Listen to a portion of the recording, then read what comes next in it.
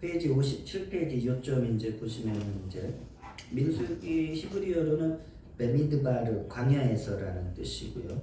70인역에서는 아리트 모이 이렇게 했고 영어에서는 럼버스 이렇게 나와요.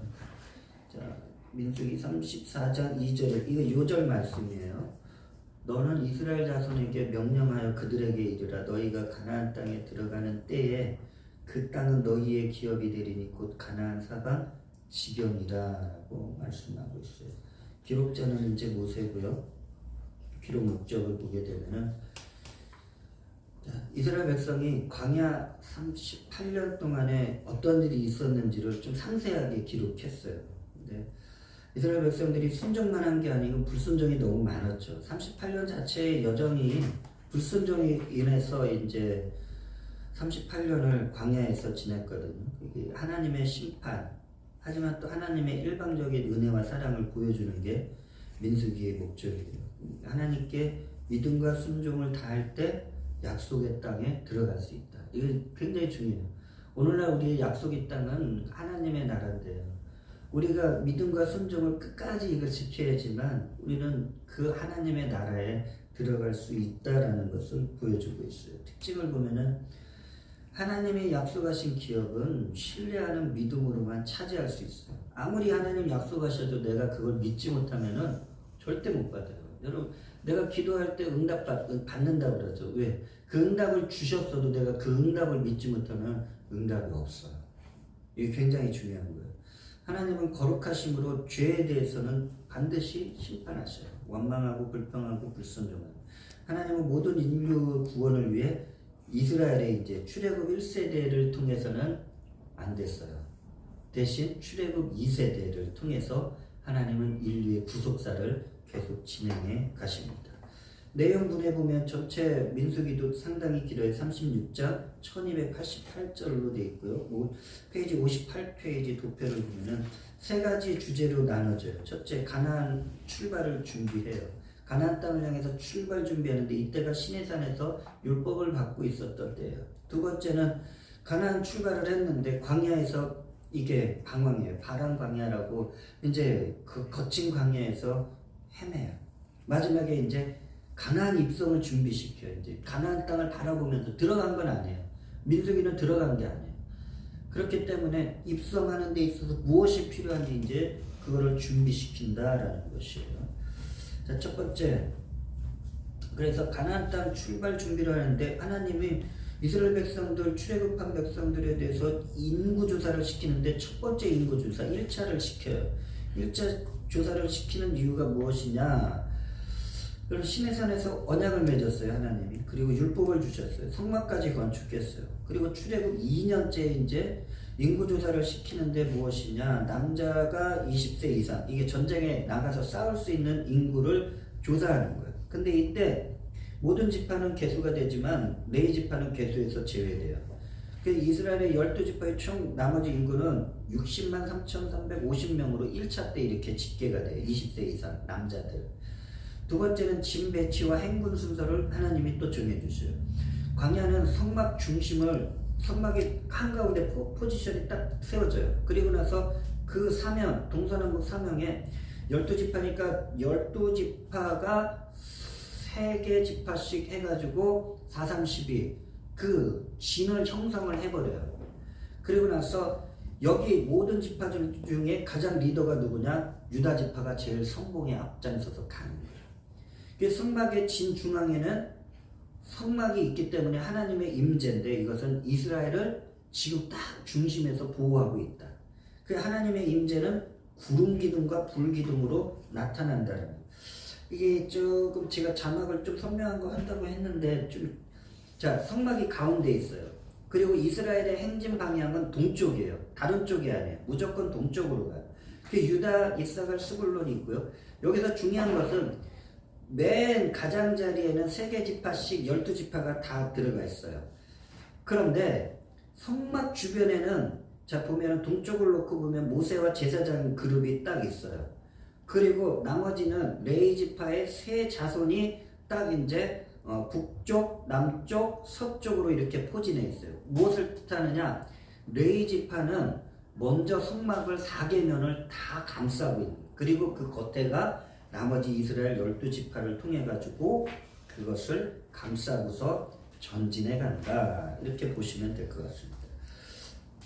레위지파의 제사장, 레위지파 속에서 제사장이 나오고 레위인들이 직무가 나오는데, 자, 여기서 아론의 아들들은 성소에서 제사장 임무를 감당해야 돼요. 근데 나머지 레위 사람들은 제사장들을 돕는 임무를 줘요. 그러니까 여러분, 주회종과 이게 교회에서 섬기는 여러 직분자들이 이게 섞이는 게 아니고요, 연합해야 되는 거예요. 섞이면 막 서로 막 이게 질서가 안 잡히는데, 이게 지금 그걸 나타내는, 제사장은 제사장 고유의 임무가 있어요. 그 레위 지파가 인구 조사를 자체적으로 하는데, 이때는 생후 1개월이 된 남자들이 22,273명이에요. 그리고 레위 지파는 이스라엘의 장자들을 대신해서 하나님께 드려진 사람들로 구별시켜요, 하나님이. 그런데 자, 여기서 보게 되면 이스라엘의 장자가 레위 지파보다 273명이 더 많아요. 인구가 부족한 거예요, 레위 지파 사람들이. 그래서 부족한 인구를 돈으로 대신 속전을 드릴 수 있도록 해가지고 나머지 부족한 인구를 맞췄다. 그 레위 지파에서는 고핫 자손, 게르손 자손, 무라리 자손은 이들은 성막의 성소 여러 가지 이동할 때 모든 것을 철거했다, 설치했다. 그런 일들을 하는 거예요. 그 제사장들은 성소 안에서만 이제 일을 했다라는 것을 보여주고요. 자, 레위 자손의 성막 임무 딱 보면은 고핫 자손, 게르손 자손, 무라리 자손인데, 여기서도 성막 안에 물건을 나르는 고핫 자손들이 있고, 게르손 자손은 성막 외부에 물건과 덮개 무거운 것들이에요. 무라리 자손도 만만치 않아요. 성막의 구조물, 막 이제 기둥 같은 것들, 이런 것들을 옮겨야 되기 때문에, 고핫 자손은 성막 안의 물건들은 사람이 멜 수 있기 때문에 어깨로 메고 가요. 그런데 나머지 게르손과 무라리에게는 수레를 주고 소를 줘요. 왜냐? 이게 무겁거든. 그러니까 이거를 이렇게 수레를 통해서 이동을 할 수 있도록 하여 주었다. 자, 성결규례와 제2규례가 나와요. 또 여기서 또 나와요. 성결규례. 자, 이스라엘 지는 하나님의 임재의 장소가 딱 성막이 세워져 있기 때문에 죄가 들어오면 안 돼요. 그래서 거룩성이 요구되고요. 이스라엘 백성들이 정결하거나 순결치 못하지 않으면은 버림받고 약속의 땅에 못 들어가요. 그래서 이스라엘 진에서 이런 사람들이 발생할 수가 있어. 부정한 자가 나타나게 되면은 격리시켜버려요. 진 밖으로 내쫓아야 돼요. 그 나병이나 유출병이나 주변에 장례가 생겼어요. 그 죽음이 생겼어요. 그걸 만져야 돼요. 그러니까 이런 분들은 일정 기간 동안 격리를 시켜버려요. 이것은 인간관계에서 죄에 대한 규정을 아주 엄밀하게 따지는 거예요. 그리고 또 간통과 관련된 거에 대해서는 의심의 소재법을 하나님이 적용을 해주시는 거예요. 자, 간통. 의심을 가는데 이게 간통을 했는지 안 했는지 이 아내가 이게 어떻게 됐는지 몰라요. 그래서 남편이 제사장한테 딱 말하면 의심의 소재에 물을 마시게 하고 저주를 말하게 하고, 간통했으면 그 여인의 배가 이제 뾰족해지고 다리가 마르고 해가지고 병들어서 죽어버려요. 근데 간통하지 않았다 그러면은 잉태를 하게 돼요. 이게 하나님께서 정하신 규례였대요. 근데 마지막에 보면 나시린에 대해서 성별하는데, 나시린은 하나님께 드려진 사람들이거든요. 그래서 절대로 술을 마시면 안 되고, 이발을 하면 안 돼요. 칼을 대면 머리카락에. 그리고 시신과 접촉하는 걸 금지시켜요. 나시린은 철저하게 구별돼요. 이건 무엇이냐? 오늘날 자기 절제의 삶을 우리가 성도들로서 세상과 구별돼요. 그러니까 세상 기쁨은 끊어내는 거예요. 이게 나시린의 삶은. 우리 성도들이 나시린의 삶을 사는 거예요. 그럼 무슨 기쁨이냐? 하나님을 통해서 기쁨을 얻게 된다라는 것이죠. 자, 회막을 이제 봉헌하는데, 모세가 성막을 건축한 후에 모든 기구에 거룩한 기름을 발라서 구별하는데, 이거는 하나님께 드려진 것이다. 그 이스라엘 각 지파의 지도자들이 하루에 한 명씩, 아까 배웠죠. 소제, 번제, 속제제, 화목제 예물을 하나님께 막 드려요. 한 명씩. 그 모든 지파가 똑같은 헌신을 하고 충성을 하고 감사를 드려요. 통일성을 나타내요. 누구 하나 많이 드리거나 적게 드리거나 해서는 안 돼요. 똑같이 드려요. 그 성막의 등잔 때는 매일 불을 밝혀야 돼요. 그래서 성소 안에 불이 밝혀 있어야 되는 거예요. 레위 자손들은 그리고 정결해야 된다. 죄와 구별돼야 된다라고 말씀하고 있어요. 자, 6월절을 준수하라고 하나님이 이게 딱 해요. 출애굽 1주년 때 시내산에서 6월절을 지켜. 이게 출애굽을 기념한 것이죠. 6월절을. 그리고 이때 문제가 발생해요. 이때 6월절을 모든 백성들이 지켜야 되는데 어느 집안에 장례가 발생했어요. 그래서 부정해졌어요. 본의 아니게. 그럼 우리는 어떻게 6월절 못 지키고 그럼 하나님 앞에 우리 죽어요. 그럼 또 어떻게 해요? 그랬을 때 하나님께서 한 달 후에 6월절을 너희들이 따로 기념할 수 있도록 유예 기간을 주신다라는 것이죠. 그리고 나서 성막 완공 후 하나님은 구름 기둥으로 임재하고 밤에는 불 기둥으로 임재해서 이스라엘 백성들은 구름 기둥이나 불 기둥이 움직이면 가야 되는 거예요. 왜? 하나님이 가는 거죠. 거기서 안 가고 있으면 광야에서 죽어야 되는 거예요. 맹세에 물려 죽든 추위에 떨어서 죽든 더위에 뜨거워서 죽든 죽어야 되는 거예요. 그런데 멈추면은 불기둥이 멈추면 구름 기둥이 멈추면 거기에서 이제 텐트를 치는 거예요. 성막을 중심으로 딱 텐트를 쳐야 했다. 이 대체로 그러니까 우리가 성화를 보면 이렇게 돼 있는 거예요. 가운데 성막이 있어요. 그리고 구름 기둥이나 불 기둥이 있어요. 그리고 그 성막 주변 사면에 이스라엘 백성들이 다 포진해서 여기에서 멈춰 있는 상태예요. 이게 움직이면 이제 다 텐트 갖고서 또 이동해야 됐다라는 것이죠. 자, 두 번째 주제, 광야에서의 방황이 있어요. 이게 바람 광야인데, 그래서 보게 되면은 중심부에, 지도의 중심부를 보면 가데스 바네아 밑에가 바람 광야예요. 아주 척박한 땅, 황무지. 여러분, 여기에서 왜 방황했을까? 자, 한번 볼까요? 시내산에서 출발했어요. 출애굽 2년 2개월 20일 때 구름이 떠오르니까 나팔 신호를 통해서 이스라엘 백성들이 쫙 출발했어요. 여러분, 나팔 신호는 오늘날에도 우리가 아주 민감하게 말씀을 통해서 깨닫고 있어야 돼요. 그게 뭐냐? 사도 요한이 박모섬에 유배됐는데 환상 가운데 나팔 소리를 들어요. 그리고 주님의 재림 때 분명히 무슨 소리가 들리냐? 나팔 소리가 들리는 거예요. 그리고 우리가 나팔 소리 못 들으면 이게 공적으로 이게 들림 받지를 못하는 거예요. 그러니까 우리가 깨어 있어야 되는 거예요. 주님의 나팔 소리가 들려야지 우리는 환란을 통과하지 않고 주님을 만나서 영원한 천국에 들어간다. 자, 그런데 이들이 무슨 일이 벌어지느냐? 백성의 원망과 불평이 벌어져요. 이스라엘 백성들이 다바레라는 곳에 왔는데 원망하고 불평해요. 하나님이 불로 심판해요. 원망하고 불평했을 때. 기드롯 핫다에 와서는 이스라엘과 섞여 사는 출애굽 때 같이 나왔었던 이방인들이 만나 못 먹겠다는 거예요. 그러니까 이거 우리식으로 치면은 여러분, 하나님 말씀만 내가 못 먹겠다라는 거예요. 안 되는 거예요. 하나님 말씀만 보고. 자, 그래서 그들이 뭘 요구하느냐? 고기를 달라고 그러는 거예요. 그래서 하나님께서 한 달 동안 메추라기를 보내요.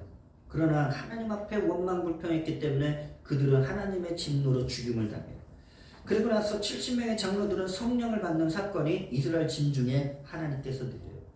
그런데 핫살을 해서 모세에 대해서 모세가 굿수 여인을 이렇게 취했어요. 이제 아내로 얻었어요.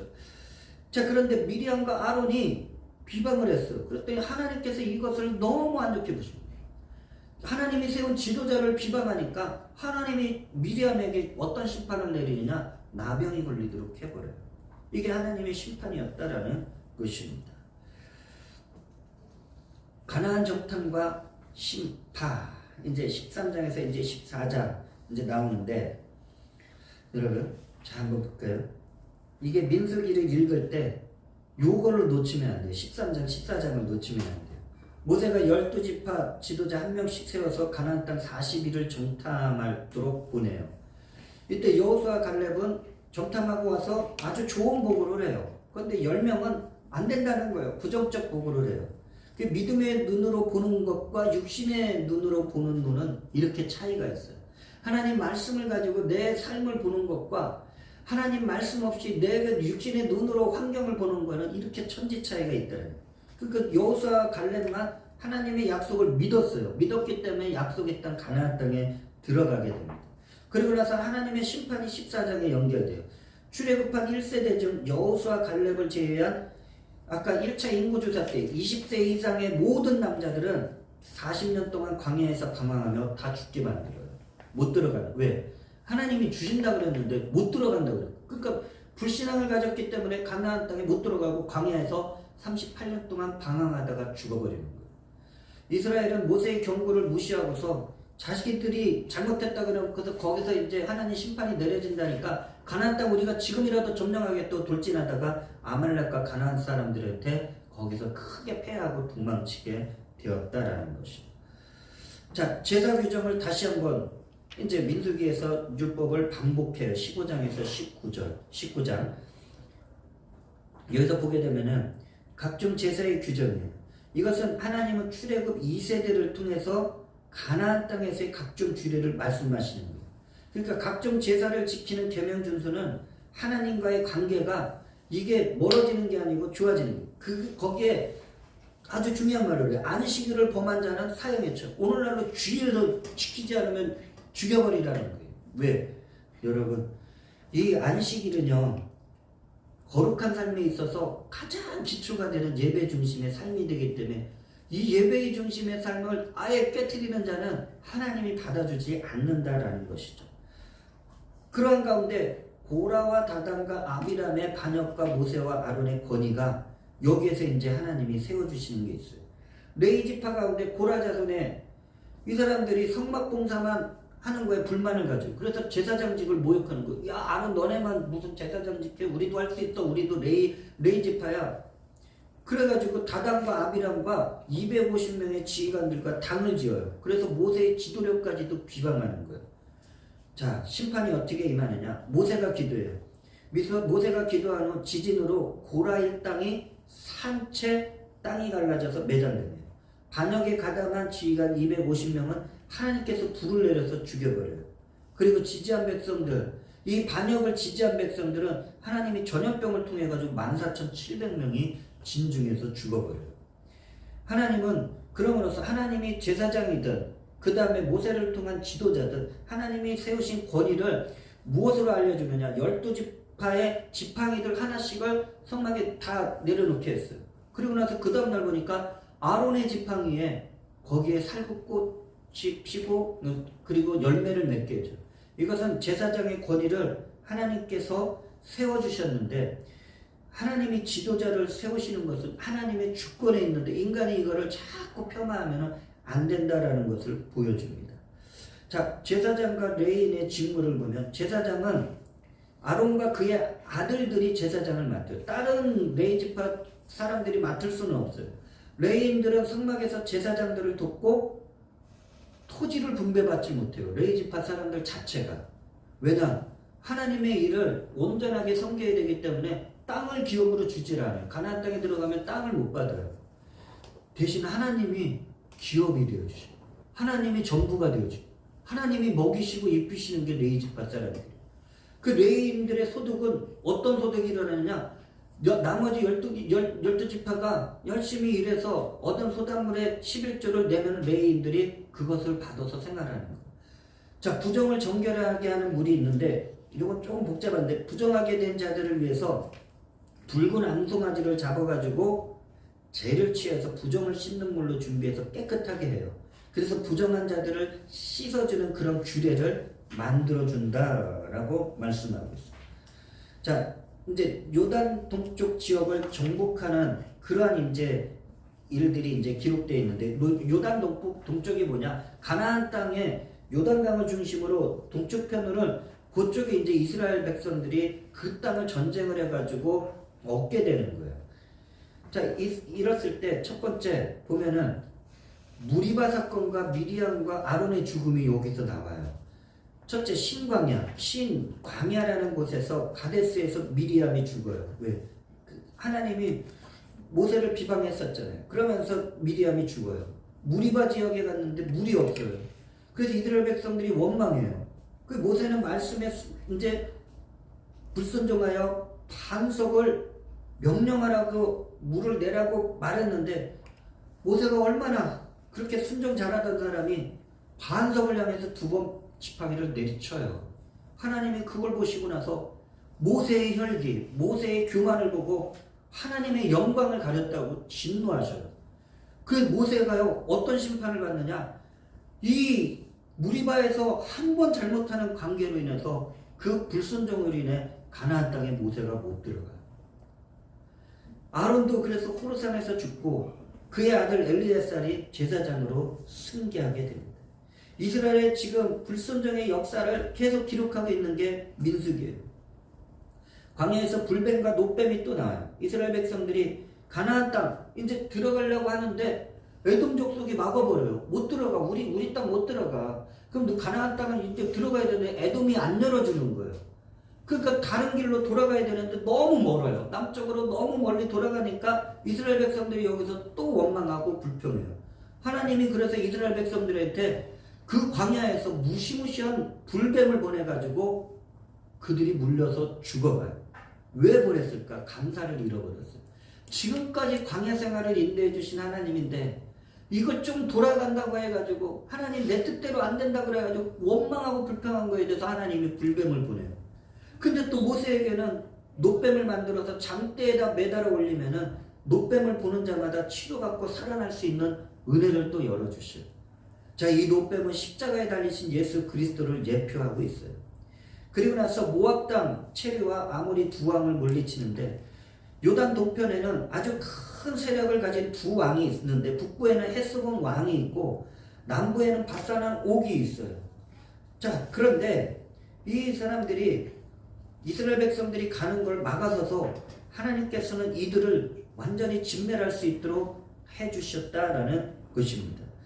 이렇게 보면은 이 요단 동편 땅이 엄청나게 커요. 가나안 땅과 비교될 정도로 엄청나게 크고 이 땅은 그리고 기름진 땅이에요. 목축을 하기에는 아주 좋은 땅으로 알려져 있었다라는 것입니다. 그리고 나서 또 사건이 나와요. 우리가 잘 알고 있는 발락과 발람에 대해서 이제 이게 나와요.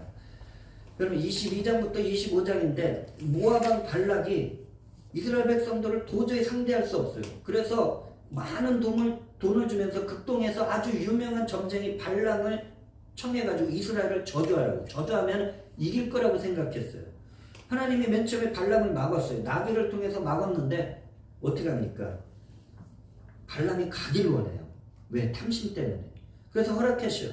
그 하나님은 발람을 통해서 3번 저주를 하려고 했었지만 3번 축복으로 바꾸고 4번째 기도에는 발람을 통해서 메시아가 올 것을 미리 예언하게 했다라는 거죠. 자, 그런데 발람이 여기서 끝나지 않고 나중에 돌아가면서 이 발락에게 한 가지 제안을 해놓고 가요. 무엇이냐? 바알부올 사건을 일으키게 해요. 모압 평지에 있었던 이스라엘 백성들이 유혹을 받아요. 모압 여자들한테. 세상에 유혹을 받는 거예요.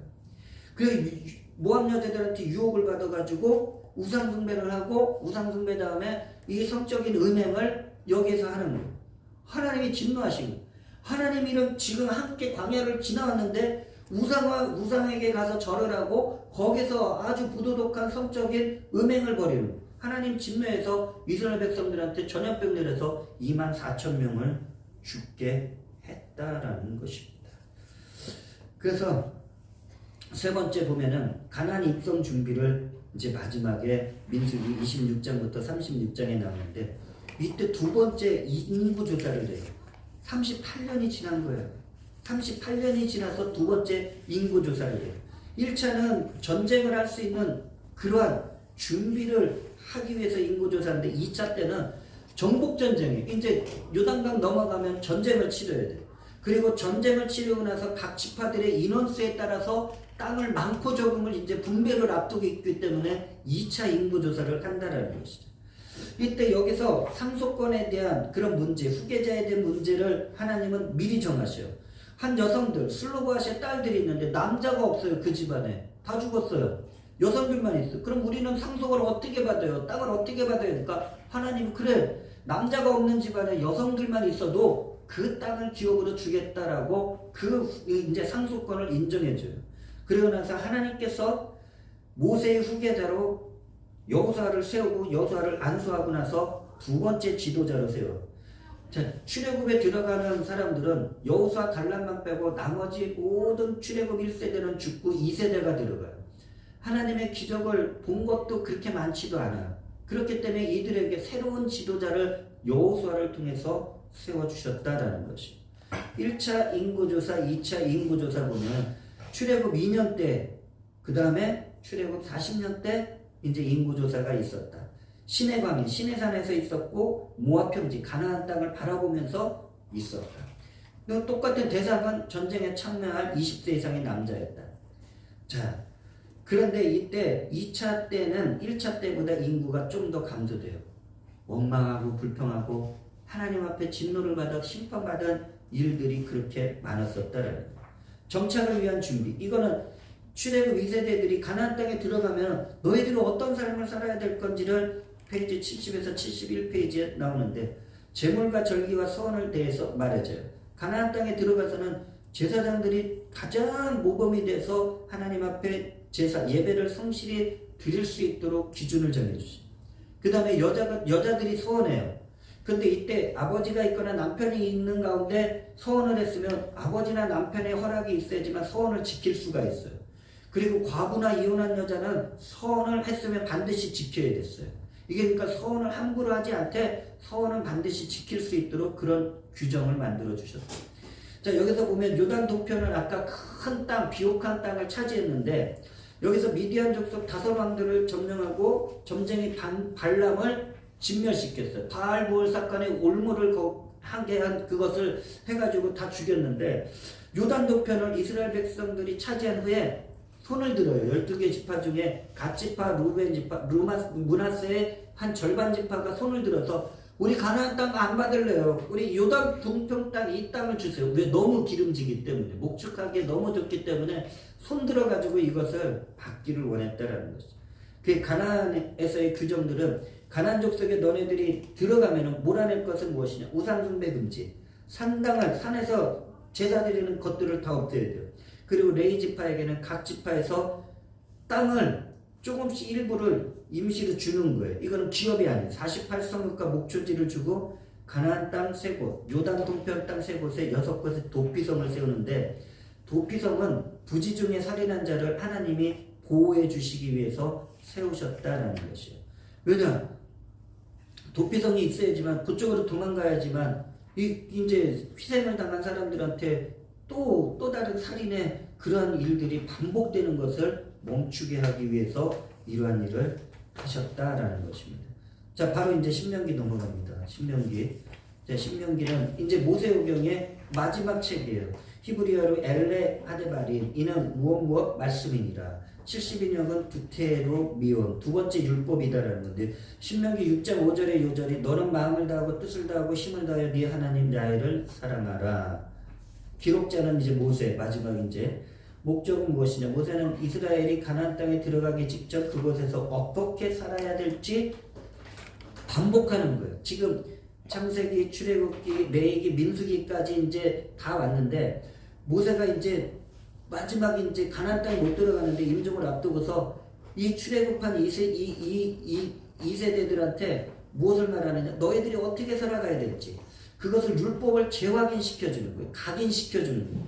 그 출애굽 1세대는 불순종으로 실패했지만 광야에서 성장한 출애굽 2세대들에게 말씀에 순종하는 것이 축복의 길이다라고 말씀하고 있어요. 특징, 하나님의 절대성을 강조해요. 새로운 언약관계를 재확인시켜주고 역사적 사실을 중심으로 순종의 축복과 불순종의 저주를 알려요. 사회적 약자를 돌보는 인권보호를 한다. 여러분, 지금 우리가 5가지 책을 보았어요. 5가지 책을 한번 정리해 보길 원한다 그러면은, 한 나라의 국가가 기본적으로 성립하려면 국민이 있어야 되고, 땅이 있어야 되고, 법이 있어야 되고, 군대가 있어야 돼요. 지금 민수기까지, 창세기부터 민수기까지 보면은 아브라함을 통해서 국민을 만들려고요. 그리고 출애굽에 들어가가지고 애굽에 들어가서 민족을 번성시키고 나와서는 언약을 체결하고 법을 만들어 주셔요. 그리고 레위기에서는 하나님의 백성이 어떻게 살아야 될지 선민 자격과 법과 규칙을 제대로 강조해 주셔요. 그리고 민수기에서는 1세대를 통해서 인구조사를 해서 군대를 조직해요. 그리고 나서 행군해요. 신명기는 1세대가 실패했어요. 그래서 신명기에서는 2세대를 통해서 모세가 말하는 거, 옛날 하나님과 맺었던 언약을 회고하고 정복할 땅에서 너희들로 무엇을 지켜야 될지 그 율법을 알려준다라는 것이죠. 내용을 분해하면 모세의 1차, 2차, 3차 설교로 이제 나눠져 있어요. 모세가 1차 설교할 때는 과거를 회상해요. 2차 설교할 때는 율법을 강조해요. 3차 설교할 때는 언약을 갱신해요. 여기서 우리가 다시 한번 언약을 갱신하자라고 해서 그렇게 맺으면 나갑니다. 첫 번째 모세의 1차 설교를 보면은 광야 여정의 회고예요. 여기서 보면은 시내산에서 가데스 바네아 거기까지는 270km인데 10하루길이에요. 근데 가데스에서 헤스본까지는 40km라서 4일이에요. 근데 이들은 38년을 지나서 여기까지 오게 돼요. 여러분 요단 동편의 헤스본 왕 시온과 바산왕 옥의 영토를 너희들이 어떻게 차지했는지 그걸 알려줘요. 그리고 나서 루벤 갓 므낫세 반지파가 요단 동편 땅을 기업으로 받았고 너희들은 가나안 정복 정제 때는 너희들 제일 앞에서 싸우겠다는 그 역할을 다시 한번 강조합니다. 그리고 나서 모세가 권면하는데 4장에서 바알볼의 우상숭배와 행음을 회고하면서 말씀에 순종하고 권명하라. 유다 지파가 모든 지파의 리더가 될 것을 다시 한번 말하라고. 요 광야의 교훈 속에 우상숭배를 금지하고 자녀들 신앙교육과 요단 동편의 도피성 세 곳을 지정해 주었다. 자, 모세의 두 번째 설교. 이건 율법과 관련해서 이제 다시 한번 강조하는 거예요.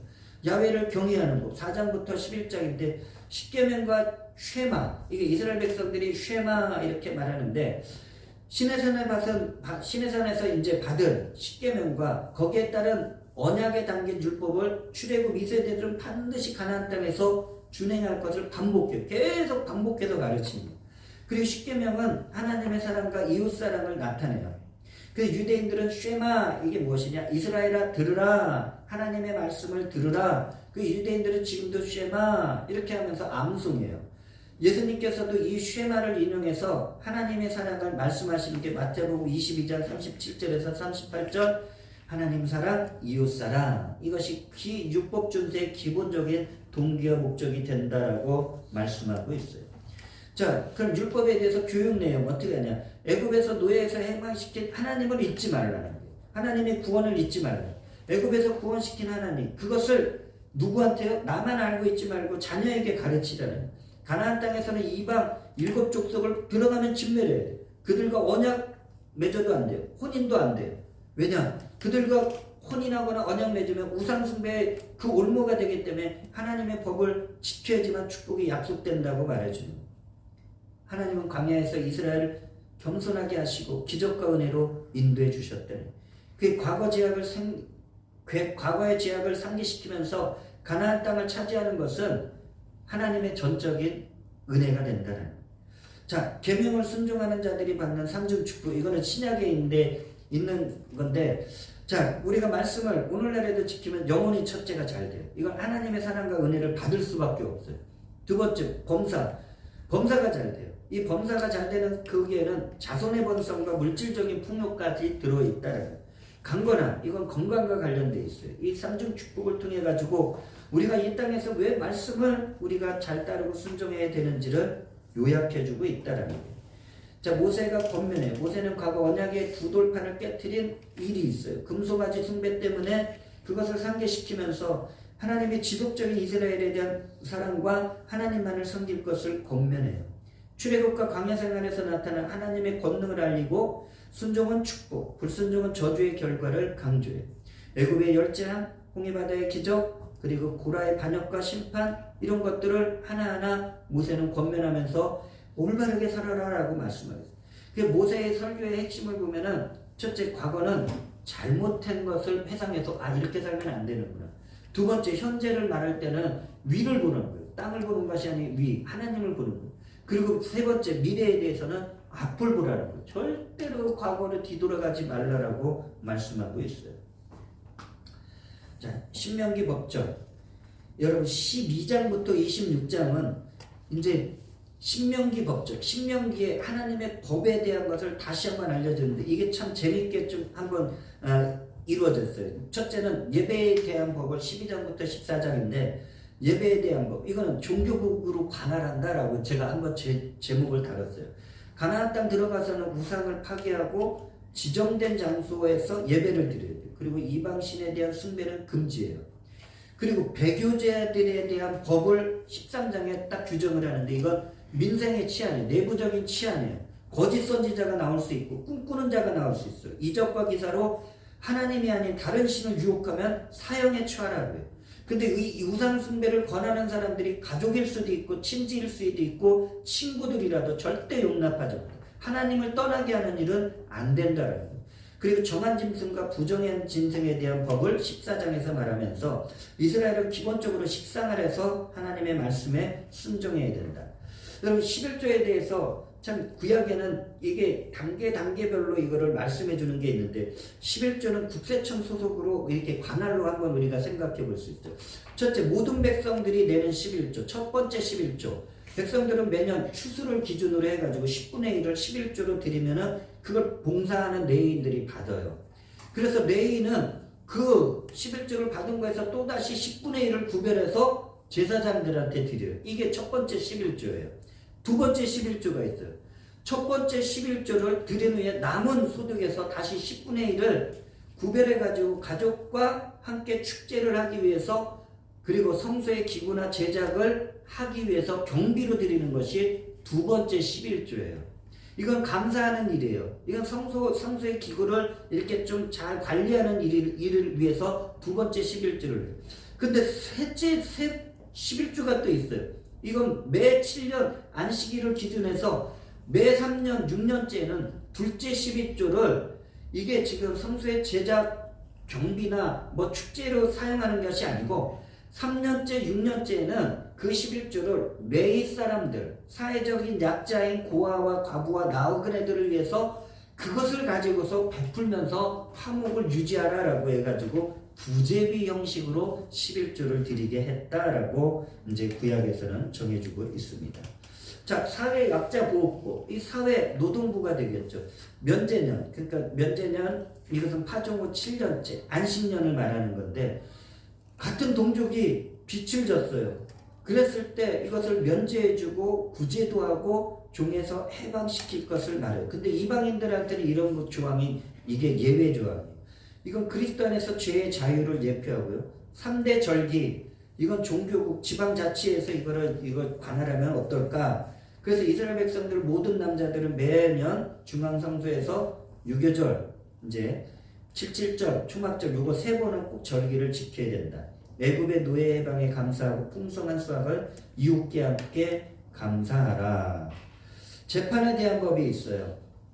사법부에 대한 법을 또 마련해 줬어요. 이스라엘은 각 지파별로 재판장과 지도자를 세우는데 절대로 금하는 게 뭐냐? 재판 때 뇌물을 받지 말아야 돼요. 공의를 실천해야 돼요. 그리고 왕을 이제 너네들이 세울 텐데 동족 중에서 왕을 뽑아야 돼요. 이방인은 안 되고요. 그리고 너무 많은 군비를 증가하는 것도 안 돼요. 그리고 왕이 됐는데 아내를 많이 두어서도 안 돼요.